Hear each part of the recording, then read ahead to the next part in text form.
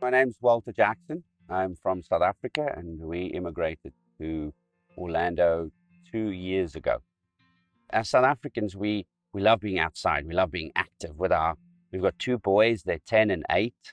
And for them, this is the best place in the world to grow up. They can go to all the theme parks, but we love the national parks more than the Disney park. So we love bringing them outdoors, coming on the lake. We go kayaking and fishing. I was born in a town called Kroonstad in the Orange Free State on the 16th of June, 1976. And if you know anything about South African history, that was quite an infamous day. It was the day of the Soweto uprising. People in the country stood up and said we'd had enough of this division and the racism. So that really was a changing point in our country. So most of my life, I grew up in South Africa as a racist, a homophobe. It was a really isolated country. And the government really tried hard to keep us kind of under the impression that this was all quite normal. People read about South Africa and they hear about South Africa and apartheid, but people don't really realize, I guess, what that was like. Some of my friends were colored. So in that area, they had a specific beach and we had a specific beach. And we weren't allowed to mix. The problem was for us, the best fishing was out where the colored kids had their area to play and to swim. So we had to sneak in there all the time.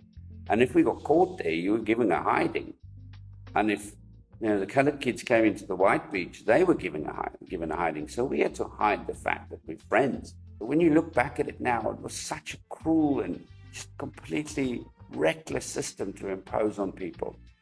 And it really opened my mind that there's a whole world out there that we'd been secluded from. The perspective in South Africa of being so isolationist and racist is wrong. I didn't leave South Africa till I was nearly 30. So the second place I ever went to was England. England is a very open culture. They accept people from all religions and colors and backgrounds. And we got to experience what it was like to live in a free society. That really completely changed my perspective because for the first time I made friends from other religions, from other races. And from that first country 15 years ago, it was so easy from there to explore the rest of Europe. 8 years later, we'd been to every country in Europe, all 44. And after a few years of doing this, we realized, well, we really love this, my wife and I, and we had kids by this time. Never slowed us down. The kids are coming with. And we thought, okay, we've got to expand to other parts of the world. I've now been to 160 countries, trying to visit all 193. But then there are other cultures which are so completely different to yours that it challenges you in so many ways. Those are the really fun and interesting countries. So one that really stood out for me was when I went to Japan for the first time. I had to book in this capsule hotel. Biggest shock for me was how they all shower and wash.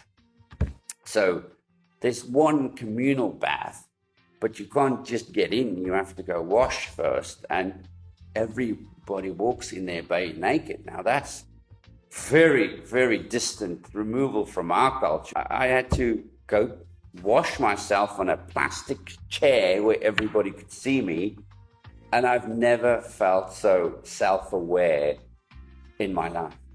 But that's what challenges you. It's not your comfort zone. And that's when you grow as a person. We ended up in Orlando because my wife got transferred here from South Africa. And it made sense to our lifestyle. And we just love it here. There are so many cultures here.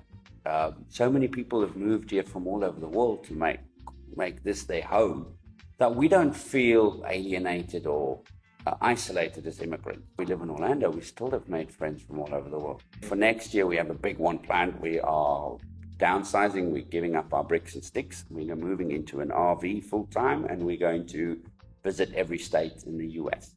If I want to leave people with any kind of thought, it's just really allow yourself to be tested a little. Now, I've been to 160 countries, so I have 160 different ways to look at the world.